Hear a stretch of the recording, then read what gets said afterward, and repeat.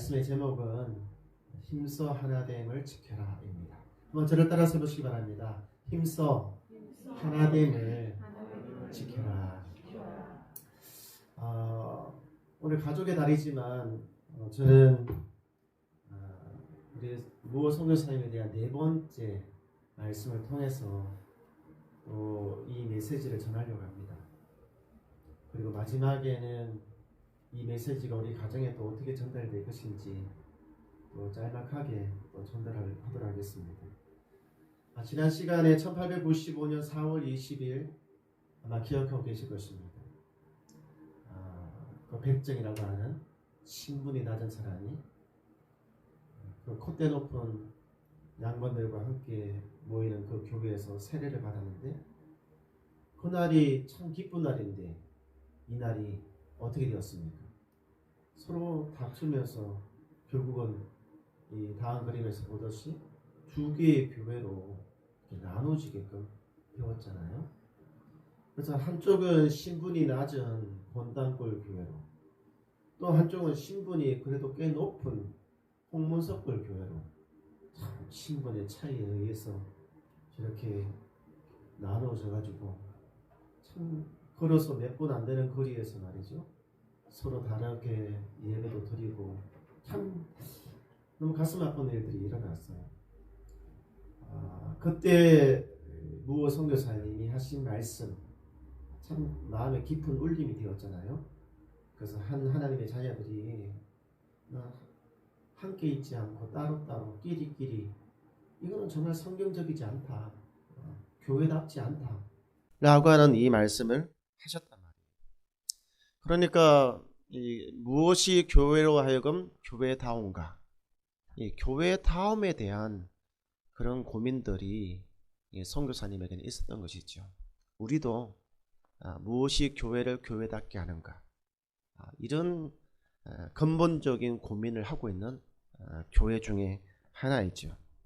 선교사님이 꿈꾸던 교회는 함께 지어져 가는 교회였습니다. 에베소서 2장 22절에 있는 말씀과 같이 너희도 성령 안에서 하나님이 거하실 처소가 되기 위하여 그리스도 예수 안에서 함께 지어져 가느니라. 함께 지어져 가는 교회, 이것이 선교사님이 꿈꾸었던 교회였어요. 그런데 참 세상 만사 모든 일들이 뜻대로 잘 안 되는 거예요. 계획대로 잘 안 돼요. 나름대로 시간표를 가지고 있지만 그것이 시간표대로 되는 것은 아니거든요.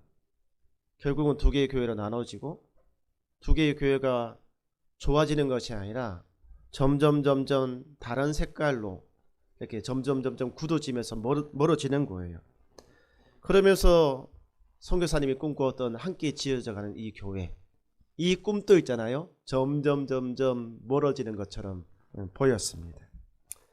어쩌면 이 자리에 앉아 계신 우리 성도님들 중에, 그리고 이 방송을 듣게 될 우리 성도님들 중에는 이렇게 저에게 말씀하실 수도 있습니다. 목사님, 이것이 뭐가 이상합니까?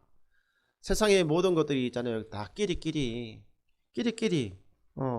그렇게 하는데 사람이 만나기도 하고 헤어지기도 하고, 또 사실 함께 하는 그 자체가 불편한 사람들도 있어요.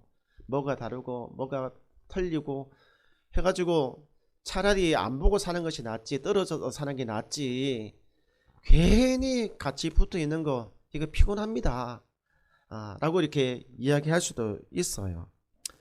교회도 세상과 똑같지 않다는 거예요. 교회도 같은 문화권의 사람들끼리 끼리끼리, 같은 언어권의 사람들끼리 끼리끼리 속편하고 또 서로 통하고 얼마나 좋아요.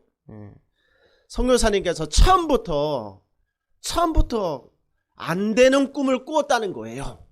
여러분, 안 되는 꿈이 뭐예요? 개꿈. 선교사님이 처음부터 개꿈을 꿨다는 거예요. 신학교 다니면서 성경만 공부했기 때문에 현실을 모르는 그런 개꿈을 꾸었다고 이야기를 할 수도 있어요. 여러분 중에도 그렇게 또 이야기도 할 수 있잖아요. 목사님은 성경만 알고요, 현실은 잘 모르시잖아요. 우리가 꿈꾸는 꿈이 개꿈일 수도 있어요. 안 되는 꿈일 수도 있단 말이에요. 라고 말이죠. 그런데 말이죠. 우리 성도님, 제가 주목한 하나의 판결이 있습니다. 1954년 5월 17일. 이것은 미국의 역사를 뒤흔든 굉장히 중요한 판결이었습니다. 여러분, 이 판결 때문에 있잖아요. 지금 우리가 텔레비에서 흔히 보는 피부색이 검정색과 흰색인 학생들이 같은 강의실에서 같은 교수 밑에서 같은 시간에 함께 공부를 할 수 있게 된 거예요. 그전까지는 꿈도 못 꾸었습니다. 그전까지는요, 백인은 백인끼리, 흑인은 흑인끼리, 끼리끼리였습니다. 그런데 이 판결 때문에 있잖아요. 꿈에도 꾸지 못했던 그 일이 한 공간 안에서 피부색을 초월해가지고 함께 공부할 수 있는 길이 열리게 됐다는 거예요. 이 판결의 주요 핵심적인 내용이 뭐냐면, 분리하면, 흑인과 백인 학생을 분리하면 결코 평등하지 않다라고 하는 내용이었어요. 그전까지는요, 그렇지 않았거든요. 미국 사회가. 이 판결이 나오기 전까지는 이걸 꿈도 못 꾸었어요. 근데 수없이 많은 사람들이 왜 그래요? 왜 그래요? 그거는 틀렸잖아요. 잘못됐잖아요. 끊임없이 의문을 가졌기 때문에 이것이 나온 거예요. 분리하면 평등하지 않다는 거예요. 다시 말하면 서로를 분리하는 그 자체가 차별이고 서로를 분리하는 그 자체가 불평등이다라고 하는 의미가 되는 것입니다. 우리 성도님, 이거 기억하셔요. 편해서 아니요. 분리하는 그 자체가 차별이고 분리하는 그 자체가 불평등입니다. 적어도 우리 다인교회 다니시는 우리 성도님들은 이거를 기억했으면 좋겠어요. 마음속에 좀 새겼으면 좋겠습니다. 다시 말해서 백정과 양반을 분리하는 그 자체가 차별이고 불평등이란 뜻입니다. 성경은 우리에게 뭐라고 말씀하고 있습니까? 유대인과 이방인을 교회에서 분리하는 그 자체가 차별이고 불평등이다 말씀하고 있습니다. 이주민과 선주민을 교회 안에서 분리하는 것은 차별이고 불평등인 것입니다. 이것이 선교사님이 갖고 있던, 그리고 꿈꾸었던, 이루고 싶었던 그 교회였던 것이거든요. 저는 이 무호 선교사님을 오랫동안 생각했어요. 이분이 그 조선이라고 하는 나라에 와서 신분에 높고 낮음이 있고 서로 분리되는 것이 당연시 여겼던, 신분에 따라서 앉는 것도 살아가는 것도 입는 옷도 달라야만 됐던, 너무나 분리되는 것이 당연한 그 시대에 참 외로운 삶을 했겠구나 라고 하는 생각이 들어요. 그래서 사람들이 그를 왕따를 시켰어요. 주변에 있는 사람들 뿐만 아니라 그가 섬겼던 교회의 교인들도 있잖아요. 그 선교사님의 생각을 이해하지 못했고 선교사님과 같은 꿈을 함께 꾸지 못했던 것이거든요. 그래서 함께 지어져 가는 교회, 그것에 대해서 동의를 하지 못했던 것입니다. 그런데 있잖아요, 참 놀랍게도 반전이 일어났어요. 교회가 갈라지고 4년 후에 1899년이죠. 1899년 둘로 나누어지고 난 다음 4년이 지난 1899년 가을의 어느 날 참 놀라운 일이 일어났습니다. 서로 싫다고 갈라졌던 이 두 무리의 교회가 있잖아요, 드디어 하나가 되었어요. 신분의 벽을 초월하고 같은 꿈을 꾸기 시작을 했던 것이거든요.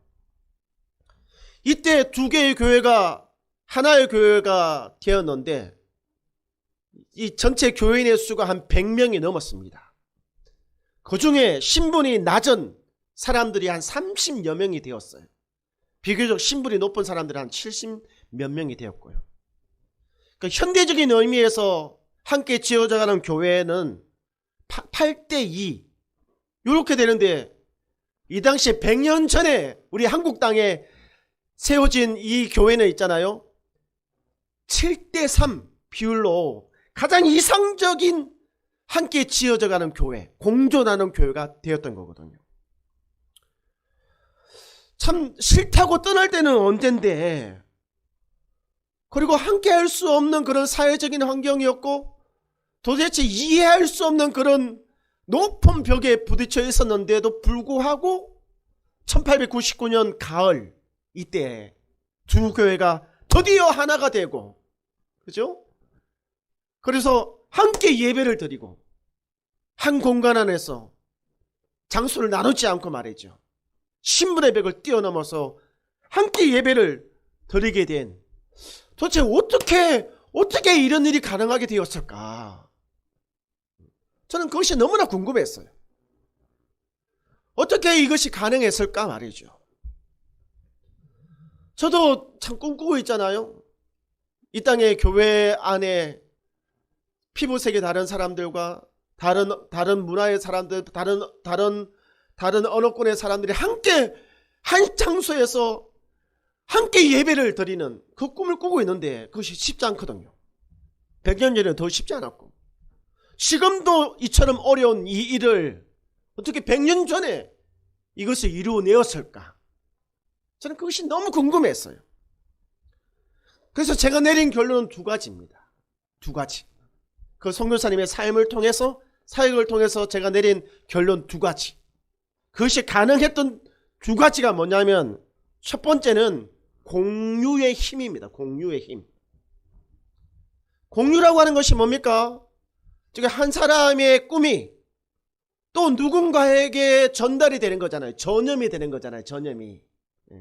내가 품고 있었던 꿈을 또 누군가가 품게 되는 거예요. 마치 예수님이 갖고 있었던 꿈을 12명의 제자가 품게 되듯이 말이죠. 사람이 많고 적음이 아니라 그 꿈을 함께 공유할 수 있는 사람이 중요한 거거든요. 그때는 처음에는 한 사람의 꿈이었습니다. 그렇지만 나중에는 있잖아요. 그것이 교인들의 꿈이 되기 시작을 한 거예요. 예. 교인들의 꿈이 되기 시작을 한 것입니다. 그리고 두 번째로 제가 내린 결론이 뭐냐면 거룩한 고집이에요. 거룩한 고집. 여러분, 이것이 무슨 말이냐라면은, 한쪽에서는 그 비전을 공유해가지고, 야, 그래, 맞아. 우리도 선교사님이 갖고 있는 그 꿈을 한번 이뤄봐야지. 이렇게 이제 생각을 하는데, 한쪽에서는, 아유, 안 돼. 이렇게 말하면 두 교회가 하나가 될 수 있을까요? 없을까요? 안 되지요. 이 두 손도 있잖아요. 마주쳐야 소리가 나듯이 사람도 생각이 같아야, 꿈이 같아야 함께 할 수가 있는 거거든요. 곤단골 교회라고, 이게 신분이 비교적 낮은 교회 교인들은요, 참 어려움이 참 많았어요. 교회가 갈라져서 이렇게 많은 성도들이 바깥으로 나갔고, 또 그 교회의 성장 과정에서 보면 있잖아요. 이 교회에 불이 난 적도 있거든요. 교회에 불이 나가지고 진짜 막 그 교회 예배당이 막 다 타버려가지고 있잖아요. 예배당이 없어서 이번 주는 이쪽에 가서 예배드리고 이쪽에는 이번 주 예배드리고 해서 교인들이 뿔뿔이 흩어져서 지낸 적도 참 많았단 말이에요. 요즘으로 치면은 마치 학교 강단도 빌리기도 하고 있잖아요. 또는 다른 교회 빌리기도 하면서 어렵게 이렇게 참 고생하면서 신앙생활을 했단 말이에요. 그런데 교회가 불까지 나왔으니까 참 마음에 너무 상심이 너무 크잖아요. 그죠? 근데 그 어려운 가운데서도 있잖아요. 마음속에 품고 있었던 생각이 뭐냐면, 아, 우리는 함께 할 거야. 신분의 벽을 뛰어넘어서 함께 할 거야 라고 하는 이 꿈을 가지고 있었다는 거예요. 그 꿈의 중심에는 누가 있었냐면 무호 선교사님이 계셨던 것입니다. 이 선교사님이 흔들림 없이 변함없이 있잖아요. 아무리 어려움이 오고 시련이 와도 때가 되면, 기회가 주어진다면, 우리에게 하나님께서 허락하신다면, 언젠가 함께 할 수 있는 기회가 다시 온다면 이것저것 따지지 않고 함께 할 거야. 근데 그 선교사님의 꿈이 그 교인들에게 전달되고 시련과 어려움 가운데서도 여전히 변함없이 가슴속에 품고 있었기 때문에 가능했던 거거든요. 근데 그렇게 변함없었던 그 마음이 에베소서 4장 2절에서는 뭘로 표현이 되어지냐라고 했을 때 온유라고 하는 것입니다. 온유. 여러분, 온유라고 하는 것이 있잖아요. 부드럽다, 또 상냥스럽다, 친절하다, 그런 뜻으로 이해를 하고 있는데 온유에 다른 뜻이 있습니다. 선교사님은 온유한 성품을 가진 분이시거든요. 근데 이 온유한 성품 때문에 그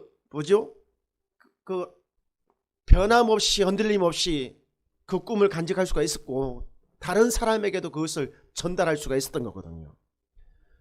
여러분, 그 낙타 있잖아요. 낙타가 굉장히 순한 동물처럼 보이지만 사실은 야생 낙타는 있잖아요. 굉장히 거칩니다. 막 물어뜯고 있잖아요. 사람에게 길들여지기 전에는 굉장히 사나워요. 이 낙타라고 하는 이 동물이 말이죠. 근데 사람들이 그 낙타를 잡아가지고 이렇게 훈련을 시키잖아요.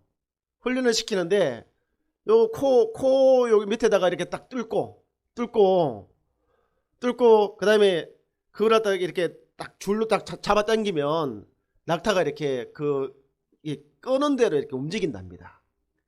그리고 사람들이 있잖아요. 그 낙타를 갖다가 훈련시켜요. 앉아, 일어서, 앉아, 일어서 말이죠. 근데 야생 낙타도 있잖아요. 코가 뚫리고 이게 줄에 의해서 앉아, 일어서를 계속적으로 반복해서 훈련시키면 결국은 그 줄을 잡은 사람의 명령에 이끌림에 따라서 움직인다는 거예요. 온유라고 하는 것은 뭐냐면 오직 하나님의 말씀에 순종하는 그 성품이 온유예요. 세상에 어떠한 말들, 많은 사람들이 이쪽이다 라고 말을 할 때도 성경이 이쪽이다 라고 말을 한다면 이쪽으로 끌려가는 것이 아니라 이쪽으로 끌려가면서 순종하는 그 성품이 온유라고 하는 성품인 것입니다. 선교사님이 그런 성품이 있었어요. 주변에 수없이 많은 사람들이 그 생각에 동의하지 않았지만 성경의 말씀이 그 방향을 가리키고 있었기 때문에 그것을 끝까지 있잖아요. 흔들림 없이, 정말 저는 이것을 거룩한 고집이라고 이야기하는데 선교사님의 그런 거룩한 고집이 있었던 것입니다. 우리 사랑하는 성도님, 우리는 있잖아요. 세상의 소리에 의해서 우리의 꿈을 꾸는 사람들이 아닙니다. 우리는 성경이 가르치는 방향으로 그 성경의 말씀에 따라서 꿈을 꾸는 사람들이거든요. 우리 성도 이것을 믿으십니까?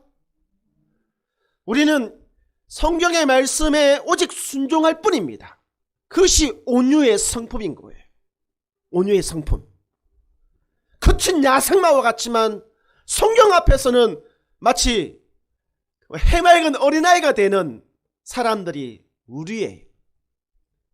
이것저것 따지면서 살아가지만 성경 앞에서는 이것저것 이해타산 그것을 하는 사람들이 아니에요. 비록 손해를 보고 어려움이 있더라도 그 말씀에 순종하는 사람들이 우리거든요. 이것이 온유라고 하는 성품인 것이거든요. 성경은 이 온유라고 하는 이 성품을 우리 성도들이 가지기를 원하고 또 그 온유의 성품으로 에베소서 4장 3절에 있는 말씀에 보면 하나 되게 하신 것을 힘써 지켜라라고 말씀을 하고 있는 것이에요. 각자 다른 생각을 갖고 있으면 하나 되기 힘들잖아요.